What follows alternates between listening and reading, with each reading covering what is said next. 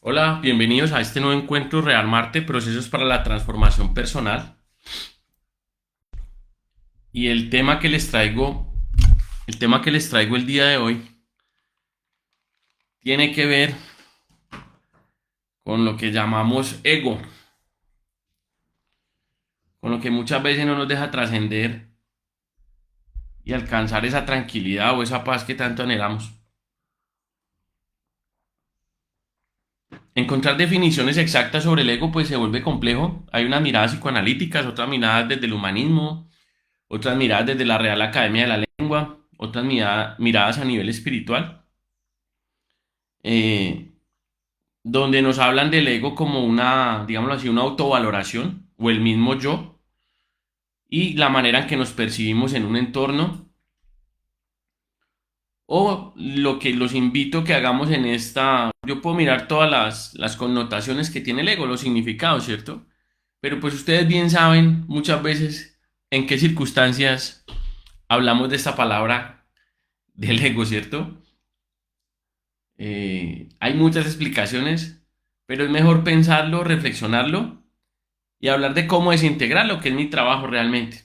Entonces, cuando ustedes utilizan la palabra ego o en la vida cotidiana, en la vida coloquial, dicen que la persona tiene mucho ego.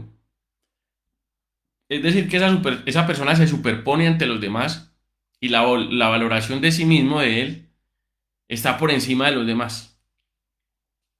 Una persona con un ego, digámoslo así, distorsionado o con el ego en sí mismo, pues siempre se va a ver en el primer lugar por encima de los demás y son personas que se nublan en su discurso de que siempre son los mejores, de, de creerse, como nosotros lo vemos en lo cotidiano, más que los demás. ¿Y qué pasa con el ego? Que se vuelve un obstáculo a la hora de querer una transformación. ¿Por qué razón? Porque si la persona se da tanta importancia, muy difícilmente va a poder visualizar sus errores y mirar hacia el interior. Si lo externo es lo que predomina, su belleza, su dinero, sus éxitos, entre comillas, su estatus, muy difícilmente va a poder hacer un trabajo de introspección, ¿cierto? Entonces, de los primeros ciclos que trabajo con Real Marte, con las personas que consultan, se llaman desarmarte. Se llaman desarmarte porque lo primero que tenemos que hacer es dividir la problemática, mirar las variables, mirar la relación que se sostiene con esas variables y la relación que tiene la persona consigo misma.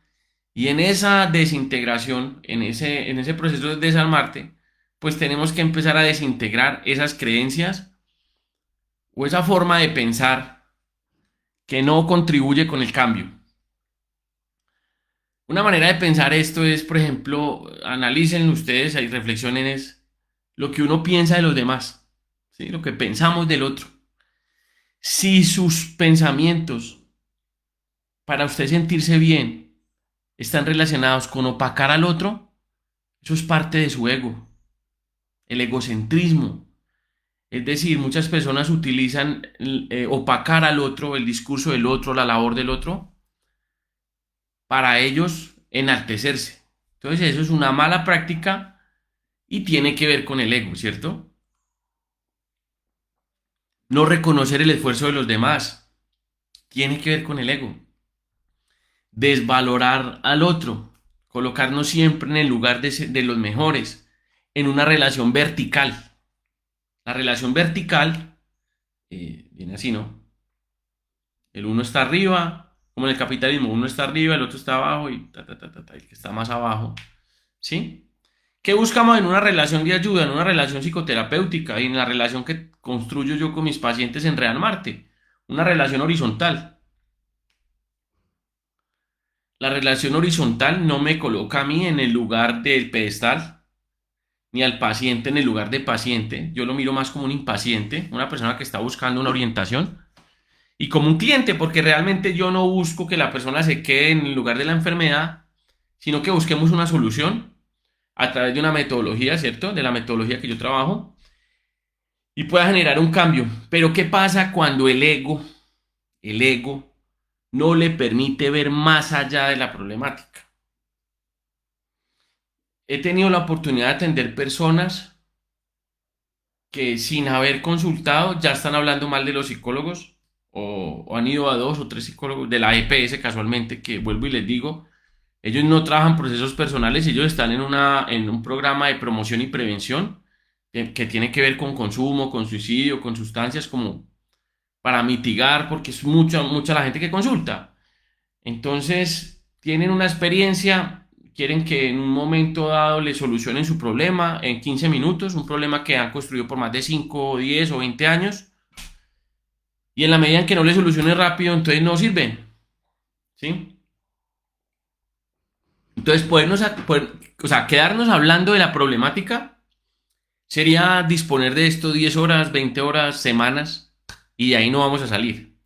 Lo que les propongo y la motivación que tengo con este video es mostrarles una ruta para que ustedes reflexionen, para que ustedes se piensen de una mejor, digámoslo, entre comillas, una mejor manera y puedan identificar esa voz interna y esas actitudes que están relacionadas con el ego y que no le permiten a usted y que en muchas ocasiones no me permitían a mí actuar de una manera más amorosa, actuar o no actuar, o buscar el silencio, buscar más bien escuchar al otro y comprender que está pasando por una situación difícil y que si yo no tengo mucho para aportarle, pues mejor me quedo callado, porque los consejos muchas veces son ofensivos. El brindar ayuda se vuelve una palabra ofensiva y destructiva, como esa de yo le colaboro, yo le ayudo, siempre es colocando al otro en un lugar como de la humillación, eh, a hacerlo pasar más vergüenzas, a colocar a aquel que ayuda y que dice que va a colaborar en un pedestal, en una relación vertical. Eso tiene que ver con el ego, ¿sí? Mm, Relaciones de ayuda donde siempre le están sacando en cara al otro lo que hicieron por él. Son cosas feas, actitudes que yo he trabajado, he venido mejorando porque también he cometido errores en ese aspecto. Y cuando me he sentido herido, en algunas ocasiones, pues cometí el error. Y a través de un proceso de reflexión y de reconocer mis vulnerabilidades, pues hombre, he logrado apaciguar ese lobo que tengo por dentro, que integré, que quiere tener la razón, que se molesta en ciertas ocasiones y que se da tanta importancia. Y es allí donde les voy a colocar la clave para que ustedes empiecen a pensarse. Somos importantes como seres humanos, tenemos derechos como parte de Dios en este mundo, pero cuando nosotros nos damos tanta importancia, queremos que el mundo funcione al ritmo de nosotros, a como nosotros queremos que funcione, que nos atiendan rápido, que nos traten con respeto, eso es viable, pero en todas ocasiones queremos exigirlo, ¿sí? Muchas veces no nos damos cuenta de nuestras actitudes, entonces los invito a que reflexionen sobre qué rostro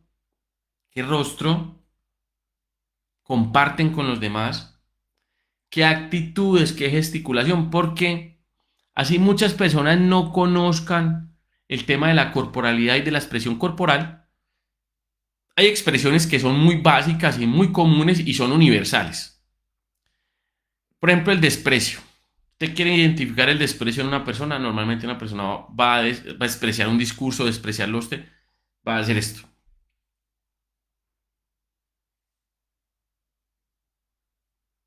¿Mm?